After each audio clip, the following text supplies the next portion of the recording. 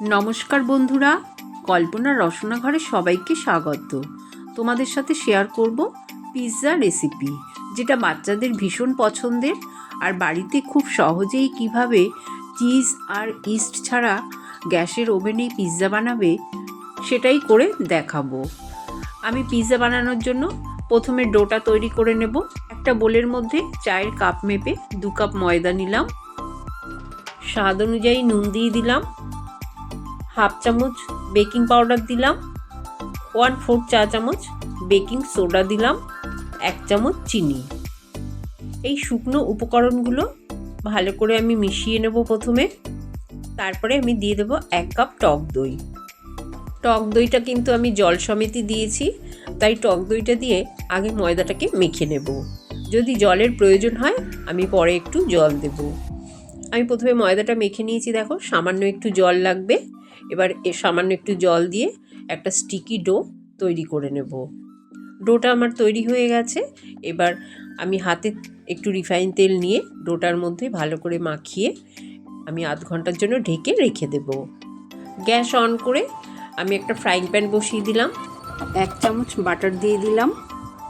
বাটারটা মেল্ট হয়ে গেলে 2 চামচ ময়দা দিয়ে দিলাম। গ্যাসের ফ্লেমটা এই সময় লোতেই রাখতে হবে।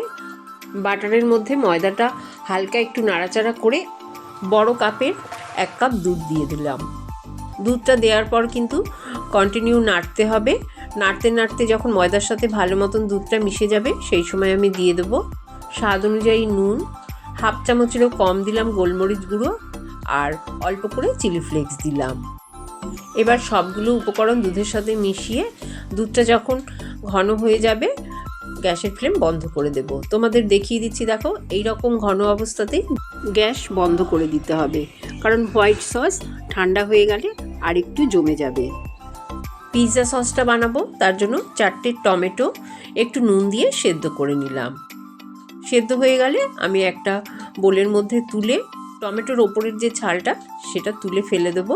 তারপরে ঠান্ডা হয়ে গেলে আমি মিক্সিং জারে এই টমেটো পেস্ট করে নেব। একটা ফ্রাইং প্যানে 2 চামচ রিফাইন তেল গরম করে নিলাম। তেলটা গরম হয়ে গেলে 1 চামচ রসুন বাটা দিলাম। রসুনটা তেলের মধ্যে হালকা একটু ভেজে নেব। তারপরে আমি টমেটোর পেস্ট দিয়ে দেব। গ্যাসের ফ্লেমটা কিন্তু এই সময় লোতে রেখেই আমি টমেটোটা খুব ভালো করে নাড়াচাড়া করে নেব, না হলে তলায় লেগে যাবে।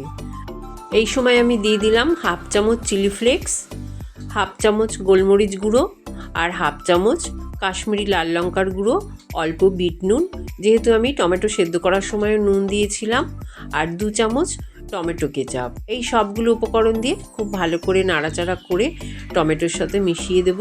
তারপরে দিয়ে দেব হাফ চামচ অরিগ্যানো দিয়েও সসটাকে নাড়াচাড়া করে গ্যাসের ফ্লেমটা বন্ধ করে দেব।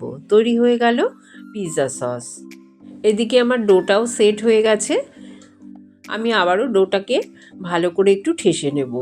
খুব ভালো করে যখন ঠাসা হয়ে যাবে, এই ডোটা থেকে আমার 2টো পিৎজা বানানো যাবে। সেই জন্যে আমি একটা ছুরি দিয়ে 2টো ভাগ করে নিলাম। একটা লেচি প্রথমে আমি বেলে নেব, আর রুটিটা কিন্তু খুব বেশি পাতলা করে বেললে হবে না। পিৎজা রুটি একটু মোটা হয়, তাই একটু মোটা করেই আমি রুটিটা বেলে নিলাম। তোমাদের দেখিয়ে দিচ্ছি, দেখো রুটিটা আমি কতটা মোটা বেলেছি। তারপরে একটা কাঁটা চামচ দিয়ে আমি একটু ফুটো ফুটো করে দেব, যাতে পিৎজা রুটিটা সেকার সময় না ফোলে। যেহেতু পনির পিৎজা বানাবো, তাই পনিরের মধ্যে আমি একটু নুন আর একটু হলুদ মাখিয়ে নিলাম, কারণ হোয়াইট সসের ওপর পনিরের রঙটা যদি একটু হলুদ হলুদ হয় দেখতে ভালো হবে। সেই জন্য পনিরটাকে আমি একটু হলুদ দিয়ে দিলাম। নুন আর হলুদ মাখিয়ে হালকা করে পনিরটা ভেজে নেব। হালকা ভাজা হয়ে গেলে আমি দিয়ে দেবো কেটে রাখা পেঁয়াজ, টমেটো আর ক্যাপসিকাম। এই সব সবজিগুলো পনিরের সাথে হালকা একটু সটে করে তারপরে নামিয়ে নেব। ওই ফ্রাইং প্যানের মধ্যে আমি পিৎজা রুটিটা দিয়ে দিলাম। দিয়ে 1 পিঠ 2-3 মিনিট সেকা হয়ে গেলে উল্টে দেব। গ্যাসের ফ্লেমটা একদম লোতে করে আমি প্রথমে দিয়ে দিলাম পিৎজা সস, আর এই কাজটা কিন্তু খুব তাড়াতাড়ি করতে হবে। তারপরে দিয়ে দেবো হোয়াইট সস।